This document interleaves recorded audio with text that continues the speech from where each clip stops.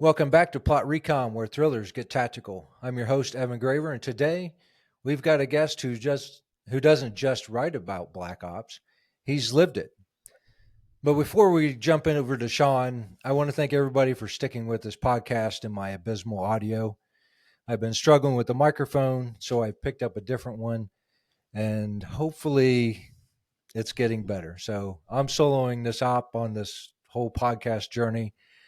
So thanks for sticking with me. My guest today is Sean Haggerty, a retired Special Operations Sergeant Major with over 25 years of service. Thank you, sir. Including time with the 75th Ranger Regiment and Special Operations Unit outside Washington, D.C. He's the real deal, 3 Bronze Stars, a career at the edge, and now a fiction author bringing vigilante justice, deep conspiracies, and hard moral choices to the page. Welcome to the show, Sean. Thanks, appreciate it, Evan. Yeah. So everybody has a story about why they joined the military. Just give us kind of that background, and then did you decide going in you were going to go Special Forces, or was that something that was... So it's funny. So I joined the military just to serve a few years. I was getting ready to graduate. I graduated from U of M, and I wanted to be a police officer. That was kind of the route. I'd already actually talked to 2 departments, Detroit and Chicago. But I wanted to serve first. I wanted to do a couple years. And everybody said, at the time, this is in the 90s, they said, hey, they don't really like MPs. Don't be an MP.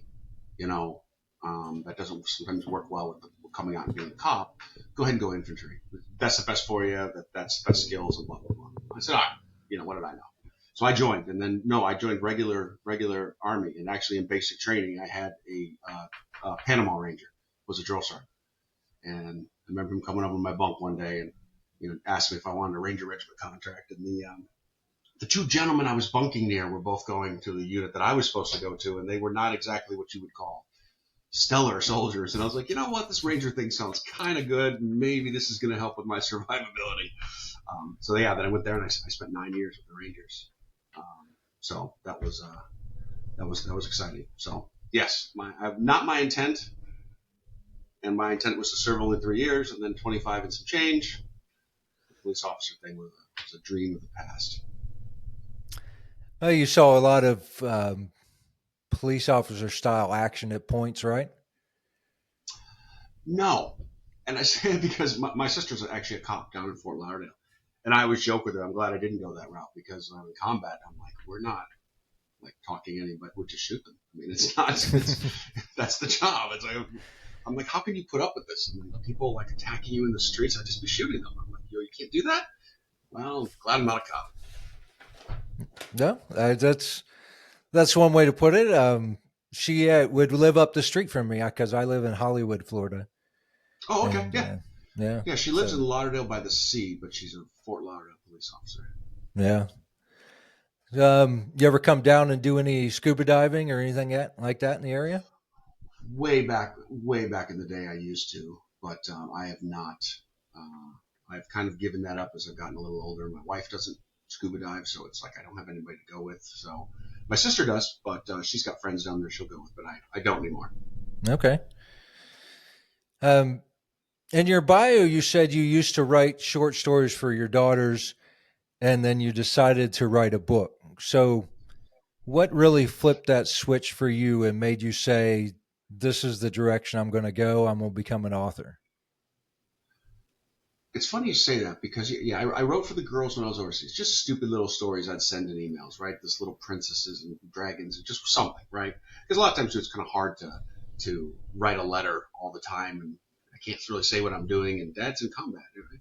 So I did that. So when I was getting out of the service, they sent me to what's called the Commit Foundation, which was like a 6-month, year-long process, and they talked about helping get your resume set and this and that, and what do you want to do. And, I told the guy who was my counselor that I enjoyed writing. I was a history major by college training, but I didn't want to write nonfiction, but I knew how to research. And basically he's like, you should be an author. I was like, okay, that's cool, but I have what's called a mortgage. And being a struggling author is not going to pay a mortgage. So we compromised. So I did some short story kind of writing stuff, and I got a job working for the Pentagon. And I kind of looked down one day and realized I had 30,000 words. And I quickly got on the internet, 90,000 minimum for a thriller. I was like, I could do this. So working at the Pentagon, I rode the bus every morning, 45 minutes. And those big, huge plus buses, I was in the back writing. And then I'd edit in the computer in the evenings. And I just hand wrote the whole thing on the back of that bus. That's amazing. You obviously don't need to quiet. You can write while somebody's chattering in your ear, and that's I it's, have to have noise. I have to have chaos. It's funny because when I went from in the military working, and then I went to the Pentagon for the first time. So the first 2 years after I got out, I worked there as a contractor for the Army, G357. The place was silent. They didn't have a TV going. They had nothing. I could hear people, their keyboards, like 50 feet away. That's the only noise. I'm like, I need chaos. I need noise. I need people talking. I need news on. I need people coming in and out of meetings. I'm used to stuff going on. Total silence. Drove me crazy. Drove me crazy. So, no, I mean, I was writing earlier. The TV's on. I'm listening to music. Dog's over here chewing his bone, making a hell of a noise. No big deal. I write on airplanes. I've written on my boat. I've written on the bus. I've written on the metro going into DC. yeah. I sometimes I'll put on the radio, or I'll even watch a movie, put a YouTube movie on, and Yeah. um, just right away while there's something playing in the background to give you that distraction. Um, so jumping into the books, how Mhm. did you? This is something I'm interested in, because my character names are kind of personal to me. They have a personal meaning to me. What does your character name mean to you? How did you come up with it? Honestly, it didn't really strike. I just wanted something catchy. I wanted something, especially a lot of the names that you can hyphenate, make shorter, make longer, right? You can call, his last name's Cooper. He could be called Coop. His buddy's Tyler. He could be called Ty. That later on a female comes in, she's Nikki or Nick. I like that. I look for names that can be quick and flashy and that people can abbreviate. And you can also not have. Sometimes I get bored when I'm reading and it's Jonathan, Jonathan, Jonathan. So it's nice to hear this. It's the same character, but mix it up a little bit. That's really what I was going for. Okay, and That, and that's I it. knew a guy, his last name was Cooper, and his prank on one of the sergeants in the Ranger Regiment was he went to the swamp and got an alligator and put it in his room. And his last name was Cooper. So, I mean, that's your background right there, right? I mean, that's did that make it into the book? no, oh God. Take a note. I forgot about Cooper's alligator. That can go into book 3. I tell everybody when I'm talking to them that if you tell me a story, there's probably a chance it might end up in a book sometime. I I had my buddy was dating an Argentinian girl, and she kept trying to say the word phenomenal, and she kept botching it, and my buddy ended up sending her a meme of the Muppets singing "Phenomena," and and Nice. that made it into the book because I'm like, this is a funny story, and people who know me or know my buddy will read it and go, "Yep, that happened," and that's crazy. That is pretty funny.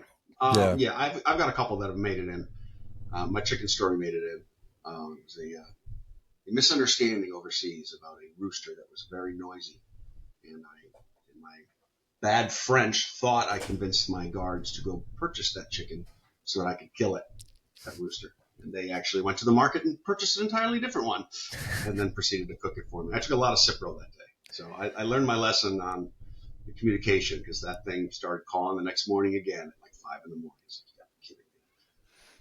No, you had a chicken dinner and then you got to wake up with a chicken again. So it was not a very good chicken dinner.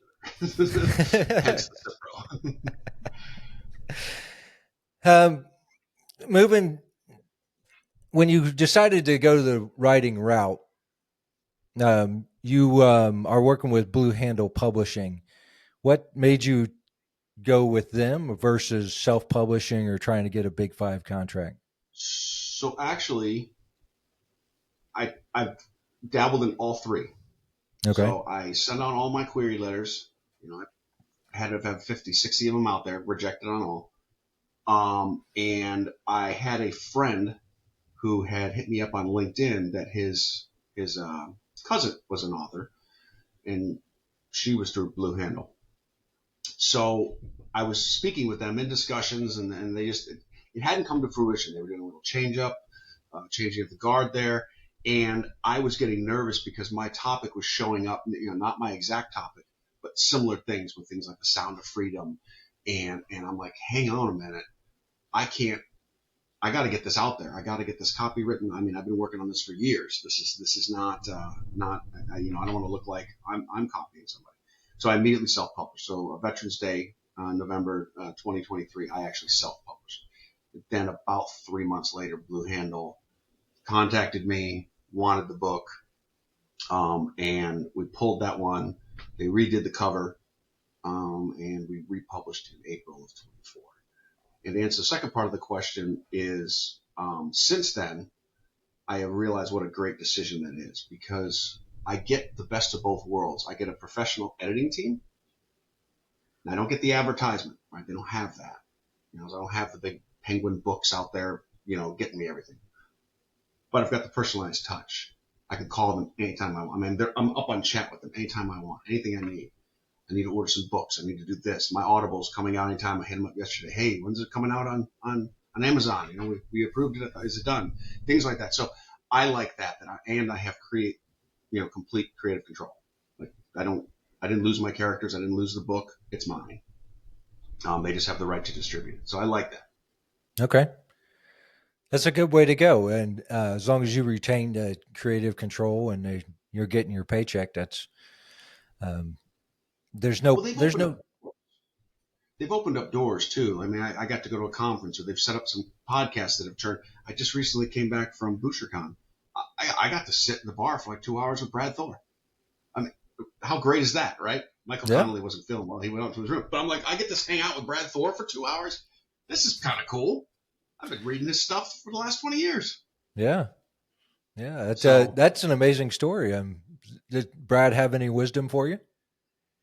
he did. Not that one was more just us kind of having several drinks and talking. But said he'd remain in touch and he would help me launch the third book, and then he'd also talk some marketing stuff. I have not heard back from him or followed up with him yet. Give the man some breathing room to do his own book launches. But yeah, those kind of conferences are just a lot of the different authors. Some of them, not as famous as him, but coming up and just hearing their stories. Like a lot of people go there because they do seminars. I didn't even attend those. I did this sitting in rooms talking to different people and making connections and figuring out, who's who in the zoo and who's really a good collaboration partner on some of these things, which I did find another partner that I'm going to go collaborate with hopefully next week down in Alexandria, Old Town Alexandria, for a podcast, possibly book signing, possibly putting some of my books in the store. So things like that. Again, I would never have figured that out on my own. The publisher did that for me. That's great. um, I tell people that there's we're all trying to get to the same place, and there's no right route to take. um, Yeah. I, I've talked to guys with big in a Big Five, and you're in kind of a hybrid situation, and I'm going the self drive all the way. So we're all trying to get to that destination and put the money in the pocket and pay the mortgage. So that, There was another seminar I went to, Chanticleer, out in the on the West Coast. I think it was J.D. Barker. I think he writes with Grissom. And if I remember correctly, he gave a class. He actually was with like a Penguin or Random House, and he left. And what now? Again, I was like, "Well, you're a big name. You're selling 25,000 books a week. You can do that." But he did it because he wanted back his own control. He wanted it back basically all under him, that nobody could tell him what to do with his stories. So yeah. it's that balance you got to find of what you really, really want.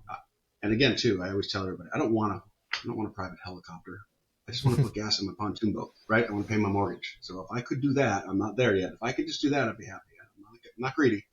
Yeah. I'll take the helicopter, but I don't need it. Yeah.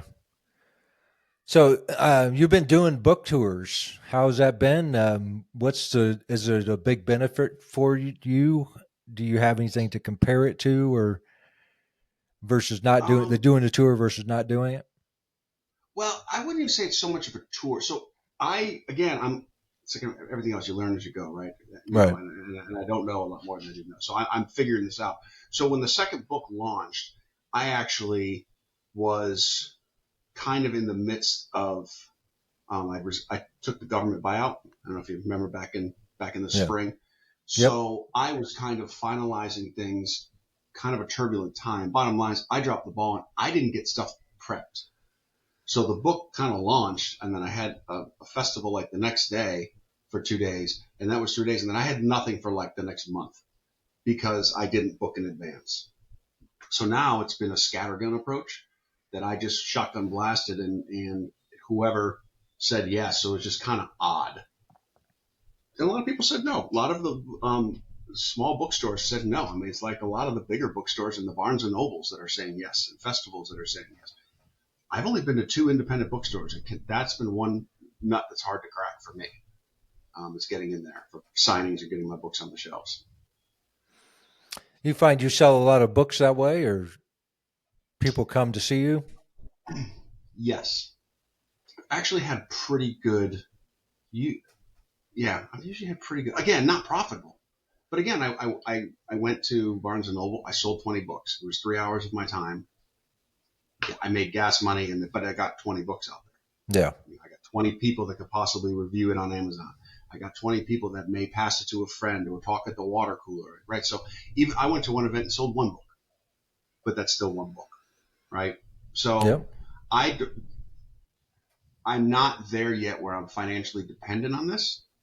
If I was, I would be a little bit more frugal. But I mean, I give books out. I will use them for marketing purposes. I will, so I will do that in order to try to build the brand and build an audience, if you would. But you're going to see that even if when you get to a point where you're making enough money to pay the mortgage, you're still going to see a lot of that doing the book giveaways and that kind of stuff because you're still trying to build your audience. Yeah, of course. You know what I mean? So No, of course. yeah. So and I'm gonna tell you that I have a selfish reason for doing this podcast is because A, I get to talk to all you guys, and B, I get to pick you guys' brains and say, what are you doing? How's it doing for you? And is this something I need to incorporate into what I'm doing? So Smart. it's kind of a double-edged sword for me because I get to, number one, it's I'm not fun. mad at you. Yeah, it's fun to talk to other people because, I would never get to talk to you unless I'm, doing this. And so it's just nice to make those connections and learn something new. So Yeah, now I will let's, say one piece of advice I got from my friend's cousin. Her name's Leslie. She actually did a book sign with me. Very nice lady. Is she said never say no. She said yeah, never say no to any interview, any podcast, any meeting. She says never ever ever say no because you don't know. She's like, I don't care if it's somebody that there's going to be 2 people in the audience. One of those people could be that you're making a break. So, that's she's like hustle. You got to yeah, hustle. yep, Again, I don't know how much of your background per se, but being in the military, I'm not accepting, right? So this is also so new to me. The business, the operations, my taxes, perfect, right? I understand that. yeah, How to sell it, I don't know. I have no yeah, idea. Social media, I'm terrible. I'm terrible. yeah, My account's got nothing. Nothing. My website looks good, but I have a professional but even that, not full time. I mean, I don't have updates to put on there. I'm not selling out on my website. I'm not doing blogs. Should I? Maybe. It's just time consuming. You got to see where do you put your effort to get the most profit. I've tried personal appearances. That's what I've tried to do is to be out there. I went to a food festival in Pennsylvania for 3 days. right? I mean, sold maybe 20 some odd books, but I got to meet people. I got bookmarks in their hands. So I'm like, okay, this seems to be my best. Me trying to make a funny TikTok video ain't gonna cut it, right? Yeah. That's not gonna get me Yep. I completely understand. I'm the out. same way.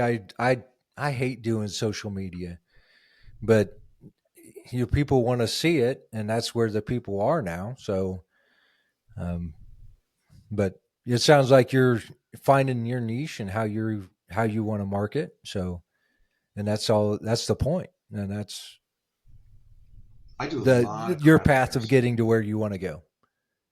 Yeah, a lot of craft fairs, a lot of festivals. Yeah. So it's a lot of time, but it's also that seems to be the best that I found, especially local. When it's a local artist, local. And as author, as you probably know, there's not a ton of us.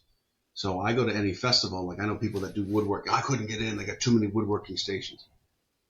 No, it's only usually one or two authors. We're fine, and it's considered an arts and craft because it's homemade, Yeah. literally.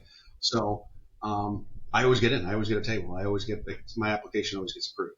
So it's been there was one I think 2 days I sold 60 books because That's people wanted to amazing. come support a local Yeah. author. So there is some merit to those. Yeah. And it's they're going to buy that first book, and then they're going to say, "Hey, he's got a second one," and then they're going to keep buying, and that's what you want. You want that series read through.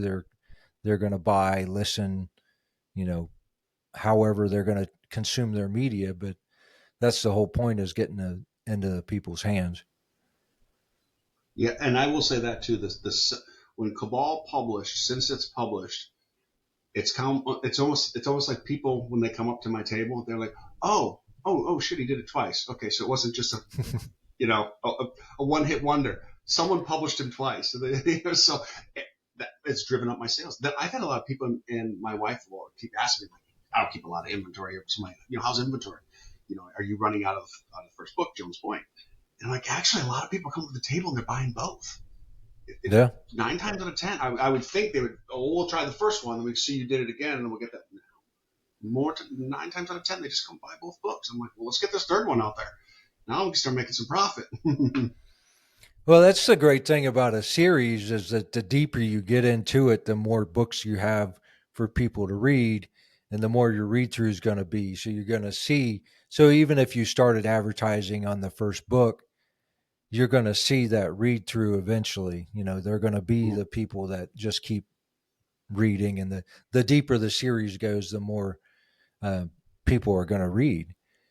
Uh, I have 15 books in one series, and I thought I was going to end it, and the people are all like, "We want you to keep writing that." So working on book 16. If they want it, yeah, give them what So they want, right? yep. So let's talk about that whiteboard. So behind Yeah. you, for the people that are listening on the podcast and on audio Actually, only, yeah, behind Sean, it's he's got almost a got. giant whiteboard, and he's got it all laid out, all his chapters. So he is definitely not a pantser. So let's tell me about your Well, process. actually, okay. So actually, I'm both. I consider myself another hybrid. So being a history major, I learned research, and a lot of the ways you write history papers is a technique I learned was to use 3x5 cards and make your brief outlines, your brief notes, right? So I keep this on me. I have a little book, keep it on me at all times. I write the general outline of the chapter. Who's in it? What do I expect to happen, right? And I do that for pacing. And again, I do this because this is what I like to read, right? So I'll use that disclaimer. It might not be the right way. But I know as a reader, especially when you got several storylines, you can't make me wait too long until you retouch, the C line or the D line or how many lines you have, right? I forget. And if I ever have to go back and read in a book, that to me is, that gonzo button fail. So you got to find that sweet spot. So that's why I plot it. Now this changes. This changes constantly. Here is just so as I'm editing or doing something, I can quickly turn around and go, don't forget to make Roger figure this out in chapter 16. Or if I don't have my notebook handy. So that's why I keep notes. So that's kind of how my brain process works. But even now, the chapter I just wrote that I just crossed off here, check green, I actually put a whole nother scene in there that I was not planning on at all, but it made sense because I hadn't heard from those two characters for a while. So I was like, ooh, let's just give a quick 5-minute update on what they're doing because we're going to see them in 2 more chapters, but let's let everybody remember because it's been 6 chapters, right? So that was Yeah. my. So I do pants, but I will say this third book I'm pantsing the most because when I first started writing the series, it went in a total direction I didn't think it was going to go. I didn't, my third book is actually going in a direction that is going to open up. Actually, I'm co-authoring with another author on book 4, and we're taking a whole other series line, and then he's taking a couple of my characters and running with that, and then I'm taking the rest and building the deck and keep running with my line. We're actually doing our first branch, because I only came up with it, and then I talked to him just because how I had this morph into book 3 made it kind of this larger enemy out there that I need more hands to attack, and the enemy's got more other things besides just abduction of children. So there's different avenues to attack. So we need more attackers. So how much of your books are you seeing in the media today? Because from the brief synopsis I read of your book, there's a lot of tie-in from what we're seeing with deep state, child abduction, kind of cabal. Yeah. So again, book 1 deals really with it at an individual level, right? And I always tell people like, why'd you write about that? I said, as a soldier overseas, especially when you're in firefights or life and death, for some reason that sparks in me, and I've talked to other fathers as well who've been in combat, is a fear for your family at home, because that's that's who's vulnerable. You feel, and no matter how in this story where his daughter's kidnapped, there's absolutely nothing he could have done, absolutely nothing. But that doesn't matter. He wasn't there, right? So that's gonna be that guilt. So that's why I started, and that's kind of what I was exploring in the first book. Second book, I did start delving into that. I mean, I made up though, the sex traffickers and why they were doing it and what they were doing it for and this and that. And I have not seen that yet. So the Cabal, that theme, I don't want to give it away, so because it'll ruin the book. But that theme of why those sex traffickers are doing what they're doing is for a purpose we have not seen. And I hope to God I'm wrong. But it's just kind of a concept I came up with of another reason for doing it, monetary reason, but for a purpose. And then again, like I said, going into book 3, we'll be looking at it at a larger scale across the entire country. But to that point is, I think I see some mirroring in what's going on, but I also don't think I follow it close enough. Okay. Or maybe, the algorithms aren't correct on my TV. Like I don't hear about it as much. I don't know. Well, the news cycle, you never know Yeah. what I may read on Facebook or may come across on a news feed or what I may hear on the local television. It really depends what they want to tell us, quite frankly. Now, some of it's regional, right? I don't really care about anything going on with the politics of the mayor of LA. Don't really give a shit, right? I'm in DC. But if there's stuff going on, that's important across the country, I just don't think or other things take headlines and they just capture everything. That's all we talk about. I'm like, right now, this government shut down. I'll use that as an example. What? People aren't getting paid? No, that's not true. People just got paid yesterday. Yep. Or 2 days ago, right? They got their end of month pay. This doesn't matter to the 15th, quite frankly. No one's starving. Don't get me wrong. I feel for families. No one's starving. I'm fed. My wife's fed. No one's starving. We didn't miss a paycheck yet, and you're going to get your back pay. And so everybody can squander and posture, and I'm fed up with all sides. Just stop wasting my money. Spend it appropriately. Let's go. It's not that hard. I think that that's what we all want to see. Just the infighting gets a little old, So Well, yeah, I don't get. I usually stay out of politics, but yeah, anyone ever asks me, I'm my biggest thing is term limits. Term limits. yeah. It should be public service should be burden. Term limits. So how much with the child abduction, we see the FBI saying that they're bringing, finding a lot of children. I don't know if you see those news stories, but they always say that, oh, we found, they were in, what city that they were in, a city, is it Portland? I think they were in Portland, and they said they made some arrests and found an abducted child and that had been missing for like 2 years. I haven't heard that So story. I mean, I know Portland's all over the news right now because that's the next seems yeah, to be the one they're trying to clean out. But I thought there was one in Dallas where they busted yeah, a they ring, and it seems like everywhere they go, they're finding, um, whether it be sex trafficking, whether it be child labor trafficking, whether it be whatever. The whole, I think it really goes back to is who crossed the border with who, and when that wasn't categorized correctly, you lost people, and it sounds like a lot of children. Again, I don't know the stats. I'm not 100% familiar with it, but I just watch the news like everybody else. yeah. This is kind of astounding to me that we're finding all these children. So I guess that fits into my next question is, the story is, you've taken your story away from how the news headlines, and you said you have a, a line that you don't want to talk about because you don't want to give away the end of the book. But Mm-hmm. how closely related to your characters, like how close is Dane to you?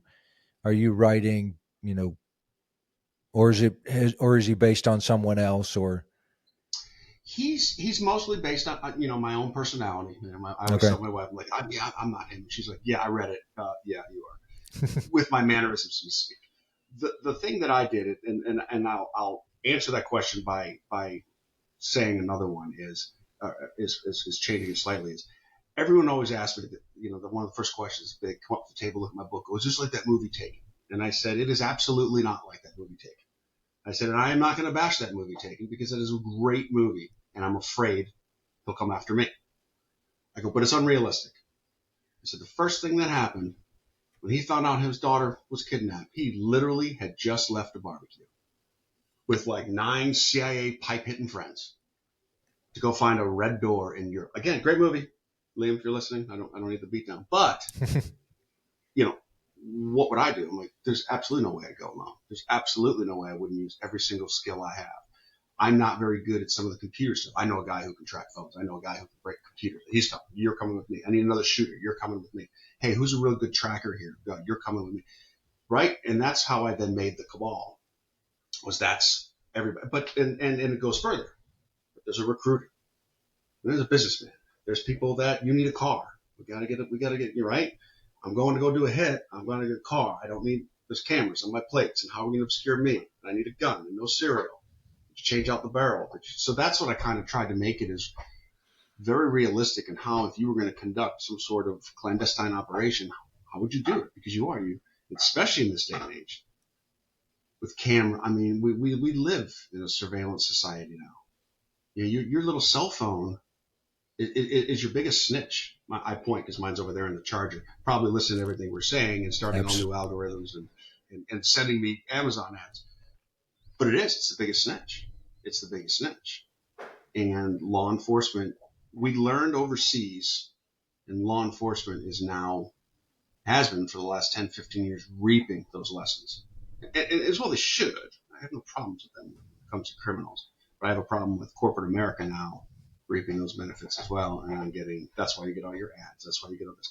They know, I swear I step into a store and I start getting coupons. I'm like, yes, they're watching.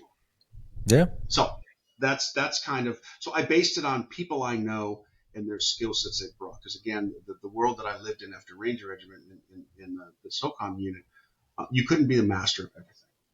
So a lot of guys specialize. You specialize in.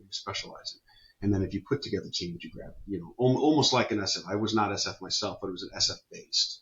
You've got your medic, you've got your common guy, you've got your weapons guy, you've got your explosives and what have you. So the guys would concentrate on stuff. So that I use that as well. And some of my different characters are like when Dane needed help, he realized that he's not so good in XYZ, so he's got to go ask the club. You got somebody who's good at that, and like, yeah, that person will help you out. Yeah, I think you have to do that with in real life and with your characters because they're not a jack of all trades. You know, they can cover half the bases, but they need, like, most of my characters need tech help because I'm not tech savvy. So I got to call somebody and say, how would you use a dirt box to reap to pull the number off a cell phone and put some dirty pictures back on it, you know? Yeah, yeah, no, exactly. And I have techs, I have analysts. How did they find these guys? Right? That was a chapter I was just wrote, and they just found two. So then the operational guys are getting, but then during like another operation, they get the earphone with the tech in, and he's churning off cameras in the hospital as they move down corridors. Yep, it's clear. Turned off that camera. All right, move. All right, turn that camera back up. Things like that. Which again, it's fun. I like to watch the James Bond movies, but it's also kind of fun when you see some realism. And that's why these books are all about like a team working together, and right down to the money. How shit get paid for? How do they get plane tickets? How do they get right? I mean, this is Yeah. expensive. To Yep. hunt child molesters is not cheap. Um, so we're not just walking in the backyard with a shotgun shooting people. So it takes money. So how does the money flow? How do they get And that's actually, I have another storyline. The FBI is starting now to try to track money. So I think they know this group has to be well funded. How are they getting money? Good. Well, that's it keeps. I think it keeps people interested because you're doing more than one character. You know what I mean? You're bringing in the group, and I have one series where it's all first person, and the guy, everything is seen through his eyes, and there's sometimes where I have to stop writing it because I think this really isn't interesting to me, and how do I make it interesting? And I got to Mm-hmm. rewrite it, and so that it's thriller esque without becoming some sort of bogged down day to day thing of I went to the store and or whatever. So and your writing, based on your background, I assume that you read a lot of other thriller authors. So what are you looking at in their books and say, hey, you got this wrong, or what's the big thing that you see people get wrong in, like, special operation writing about special operations? So it's not that I see people get things wrong because we're supposed to. So a great example, my book uses you just talked about the dirt box and all this stuff. So I do talk about some of those things, but every technology I talk about in my book is at least 15 years old. At least they go off their phones that are 3G. I know people are laughing at me. And I'm like, there still is a little bit 3G network up. But I'm like, that technology that we use, that's already out there. I'm not giving away any secrets, no TTPs. I'm not putting anybody in harm who's in harm to it. So I only get, not miffed, but laughable sometimes when I'm saying these things these guys can do. And I'm like, I love anything with free fall. So I'm a free fall guy. There is like 10 minutes of action in the air. I'm like, you get, unless you jump and pull your chute right away, you get about 49 to 59 seconds in free fall at about 15,000 feet. That's about all you're getting. Yeah. And probably the first four was kind of unscrewing yourself, getting stable, and the last bit's getting ready to pull your chute and break away. So you're really not, you got maybe 30 seconds of stuff that can happen. So I find stuff like that pretty funny. Yeah. But again, but it's entertaining. That's the other thing too is, and actually, Brad and I it was a discussion we had when we were actually talking was about that is, I don't always go to something like a movie or read a book for 100% realism, right? You want the suspension of disbelief, but I want to be entertained. So I go back to my earlier thing about James Bond. I still love the James Bond movies. I mean, you're watching those, and I like the Ian Fleming books. The one guy that can do everything. But sometimes it is more fun to ground it a little bit of realism, right? Yeah. So that's all I say when I read some of the special ops stuff is just go ground it in realism. That's all. They can do superhuman things, right? I think what was that opening scene when Daniel Craig, the first James Bond, the parkour scene where he's running through the construction stuff, right? You're like, yeah, no way. You look at each jump and like it could be done. You Yeah. have to practice that like 30 million times. Could you get it all in the first? But it could be done, right? Unlikely, but that was thrilling. So that's what I go for is some of it you can stretch stress the boundaries of reality a little bit, but you want to have something grounded in truth. It makes it feel more real and more personal to as me as the reader, and hopefully to my readers. Yeah, and the opening scene to that, that it wasn't Daniel Craig, it was some parkour specialist that, and then they were only filming one jump at a time and then cutting it Yeah, all in. So it's that was a great opening it's scene. yeah, it's great. I like the scene where I can't remember what movie he's in, but it's one of the Daniel Craig ones. Is he jumps the motor, he leaves the cemetery and he jumps that motorcycle up over the wall and lands on um uh, Yeah, like I 30 would have foot liked up that. in the air and rides away, and I'm just watching that kind of stuff is unbelievable to me. And I used to ride motorcycles and I love riding bikes, and I knew what I could do on a bike, and watching some of these guys do stuff is just amazing. So, but That's funny. so I guess so. Are you, when you're writing these books, are how close are we already talked about a little bit about you're using 15-year-old technology, because whatever we're Yeah. finding researching on the internet is already, you know, old stuff and they've moved on. But how closely are you touching into that classified area? Or are you even going there? Well, one, there's no classified intel, right? So I mean that's the biggest leak we ever have in classified stuff is intel leaks of hey, we know that China made something, and was making it right. What I was worried about was TTPs, procedures. So a lot of the stuff is, you know, so I do a lot of the clandestine stuff, like with the SDRs and how they do it. That's all open source, and it's all published on Yeah. glass. So I'm like, okay, I'm good. So I'm not burning some CIA agent who's working somewhere in Prague doing a dead drop. I mean, I didn't tell them the route you're taking, buddy. But when I talk about they use those type of techniques here in the States as they're working together doing stuff, that's fairly realistic. I mean, it's pretty. But again, I'm not breaking any rules. It's almost like it's like the SF manual. It's you can buy it in the internet. You can buy it Yeah. on Amazon, right? It'll Yeah. tell you small unit tactics and how to set up a guerrilla ambush. Right? It's right there. It's nothing secret. Now, if it's Yeah. code, nuclear codes, well, yeah. No, I'm Yeah. not gonna. I didn't know them anyway. But I will. So both my books went through Dobser, and both were cleared because I still, as of 2 days ago, still held a security clearance.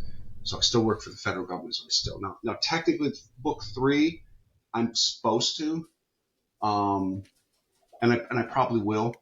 But a lot of it too is I'll move forward with other things. Like they want you to submit it straight only to them, and that's it. And then once they say it's good, then you can do. And I'm like, no, I got to get to my beta readers. So I'll do them in parallel. I checked my work. I'm not revealing anything. And like I said, they have not blacklined anything I've written so far. Okay. So let me touch on that real quick, because I just had a guest on, Scott Auerbach, and he was former CIA, and he has to Mm-hmm. submit all of his manuscripts to the CIA. Yep. You just said you have to submit it to the federal government. Um, Yep. what they have a review board, and they're telling you what to put in. Do they tell No. you what you can take out or put in, or Well, no. It goes. So it goes. They review it. Then it goes to every single unit or organization I've touched, and they've got to see it. So it usually takes about 6 to 8 months. Some guys have had to take up to a year. wow, Um, that's a so like for me, I've worked with, but never done stints as like a liaison at NSA or CIA or any of that. So my book does not have to go to the CIA. no, right. But if I had done like maybe a year there as a liaison officer, they would have to go through there. But it has to go through my unit, it has to go through Ranger Regiment, it has to go through Pentagon, it has to go through, security gets the first look. And then, yeah, they will literally black out what they want you to remove. How much do they black out, or has it been a lot? Uh, for me, none. I haven't had any. I did have a phone conversation when I was first publishing the first book with Jack Carr, a friend of a friend, and he actually had a lot. He said, and I think he kept it in his first book. I think he not the words, but he kept the blacked out portions. Yeah. And that's fine, man. I'm not dogging anybody for that. It happens, but I kind of pride myself that I didn't, because that was my whole point. But I think the biggest mistake people don't realize when it comes to classified information world is you've also got to be careful. I can have an unclassified piece here, an unclassified piece here, but together they give you the whole picture, and therefore it becomes classified. That's where you got to be careful, and that's where that's where I bet you is probably the most hits people get. It's not that they were giving out the nuclear codes; it's that they were accidentally saying, "Hey, this aircraft can land on this aircraft carrier." Again, I'm making shit up, so it Yeah. doesn't make sense for me. But things like that is we know there's an aircraft carrier, we know there's an aircraft, but you can't say that aircraft can land on it, right? So that would be Yeah. then. That's where I think you probably get your most violations. Your accidental combining of unclassified to make classified. Yeah. There's so much out there that I get an email every day about military news, and there's so much of it is like, why, how many, it talks about how many missiles we're sending to X, Y, and Z, the specs on a new Chinese stealth fighter, the new stealth fighter Boeing's building. It's like, you're right, none of this is classified. And, but you're like, how much, why aren't we keeping it classified and under wraps? Well, I think a lot of it goes both ways. Yeah, we've got this new aircraft; it can do this at the unclassified level. At the classified level, the thing can fly to the moon, right? Yeah. So there is also like the released versions, of capabilities. But I'm with you. Hey, we're sending X number of missiles. Now, that also might be because we're so heavily invested in the contracting world. Our military industrial base has basically been left. I was actually in a meeting when I was on the defense science board and at the unclass level. They were talking about our factories that make ammunition have not been upgraded since like World War II. Like one of them just got air conditioning like a couple of years ago. Wait, what? Because I think we rely so much on private industry, your Raytheons, your Lockheeds, and everything. Yeah. So I also think that's the other problem is 1,000 missiles leave that factory, no matter how secure, and they've got clearances and what have you. It's a little bit harder to maybe, since it's not already under the veil of military. Again, I'm just guessing, but I'm with you. I don't think numbers like that should be disclosed to the public. Yeah.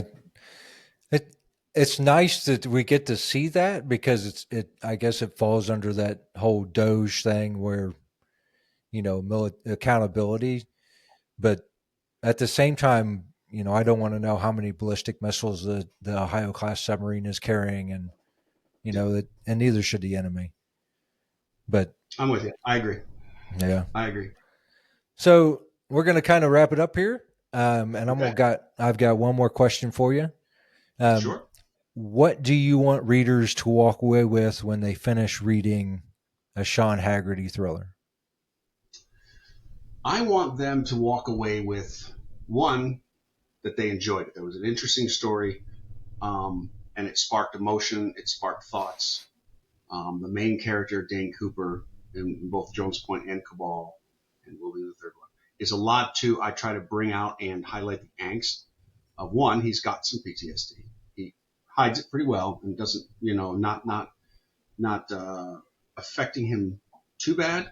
But then that's exacerbated by the loss of a child. So now it's almost like you putting those two pieces of unclassified information together makes boils over and he becomes an alcoholic about to lose his job, right? And it goes to then he has to find his why. I'm gonna murder it because I don't have it up in front of me. But there was a Nazi concentration camp survivor, Frankel, and he basically said you can, paraphrasing him, survive anything if you have your kind of your why, right? And that's kind of what here is hey, his why is I've got to keep fighting because there is a possibility my daughter's out there. That's his why. I can endure any pain as long as I have a why. And that's what I think it kind of is like really the underpinning of the novels is finding your why. Okay. And you want readers to find their why and understand the character and where the character is coming from. Mm-hmm. So perfect. So, and that's a wrap on this episode of Plot Recon, where thrillers get tactical. Thanks to Sean Haggerty for dropping in, sharing the raw truth behind his career, and how the experiences powers the Dane Cooper series. If you haven't picked up Jones Point or Cabal yet, now's the time. You can learn more about Sean and his books at authorseanhaggerty.com and follow him on social media whenever he mediocrely posts. And if this episode hit the mark, share it, leave a review, and subscribe on your favorite platform. I am Evan Graver. Thanks for listening. Stay sharp, write hard, and keep your fiction tactical.